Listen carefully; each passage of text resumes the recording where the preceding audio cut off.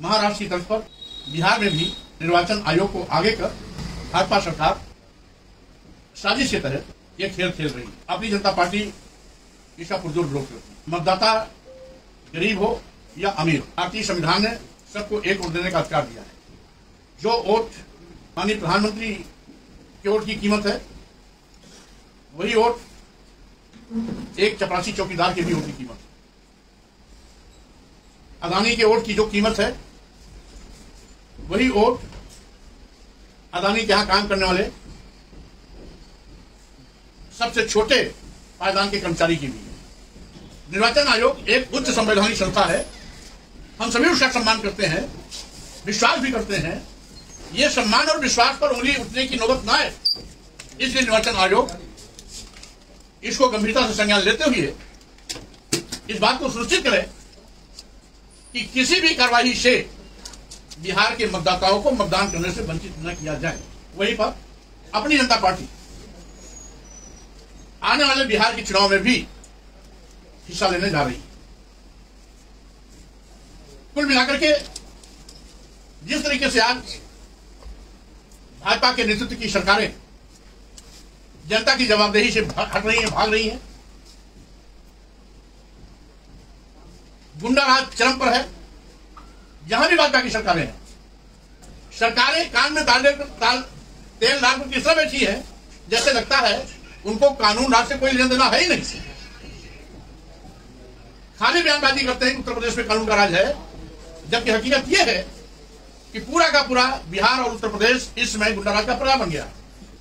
सरकार की प्राथमिकता शराब की दुकानें बन गई, मंदिरालय खुल रहे हैं, विद्यालय बंद हो रहे हैं।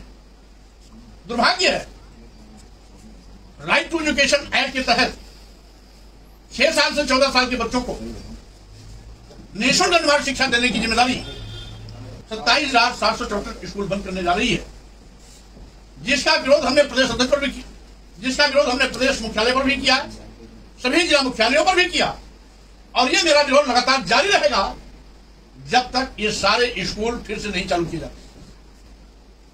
यहां पर मैं स्पष्ट कर देना चाहता हूं, सरकार को विद्यालय और मंत्रालय में कोई अंतर नहीं दिखाई पड़ता। अगर एक और विद्यालय का नाम मॉडल स्कूल दिया जा रहा है, तो दूसरी ओर मॉडल बीएड स्टाफ भी दिया जा रहा है। शिक्षा जो एक हमारा मौलिक अधिकार, राइट टू एजुकेशन के मुताबिक 6 साल से 14 साल के बच्चों को अनिवार्य और निःशुल्क शिक्षा देना सरकार की जिम्मेदारी। मैं उत्तर प्रदेश के सभी ब्लॉकों में जहां जहां भी स्कूल बंद हो रहे हैं, ब्लॉक मुख्यालय करेंगे। हर ब्लॉक में, किसी ब्लॉक में 30 बंद हो रहे हैं, कहीं 40 बंद हो रहे हैं, कहीं 50 बंद हो रहे हैं, तो हर ब्लॉक में जहां जहां विद्यालय बंद हो रहे हैं, उन सभी पॉइंट पर हमारे जिला विधानसभा की यूनिट ब्लॉक वाइज दौरा करेगी। अगर किसी जिले में 19 ब्लॉक है, तो 19 ब्लॉक का कार्यक्रम अलग अलग तारीखों में होगा। जब तक सरकार अपने निर्णय को वापस नहीं लेती, स्वाभाविक रूप से अपनी जनता पार्टी को जब भी सरकार में आने का मौका मिलेगा, भाजपा द्वारा बंद किए जा रहे सभी स्कूलों को फिर से चालू कराया जाएगा। एक भी स्कूल बंद नहीं होने दिया जाएगा। उत्तर प्रदेश में एक संत, एक योगी, एक मठाधीश मुख्यमंत्री, स्वाभाविक रूप में शिक्षा को बढ़ावा मिलेगा और मंदिरालय शराब को हतोत्साहित किया जाएगा। लेकिन एक योगी मुख्यमंत्री होकर के स्कूल बंद करने का पाप कर रहा है और मंदिरालय हर 400 मीटर 500 मीटर खुलता चला जा रहा है। आखिर सरकार चाहती है वहीं पर महंगी शिक्षा के माध्यम से गांव, गरीब, मजदूर, किसान, दलित, आदिवासी, पिछड़े समाज के बेटे बेटियों को विश्वविद्यालय की शिक्षा से भी वंचित करने का पाप कर रही है। लेकिन कुल मिलाकर के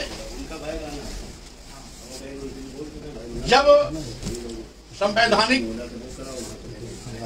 संस्थाओं को सरकार अपना गुलाम बना लेती है, अपने हाथ में कर लेती है, तो स्वाभाविक रूप से संवैधानिक संस्थाएं कमजोर होती है।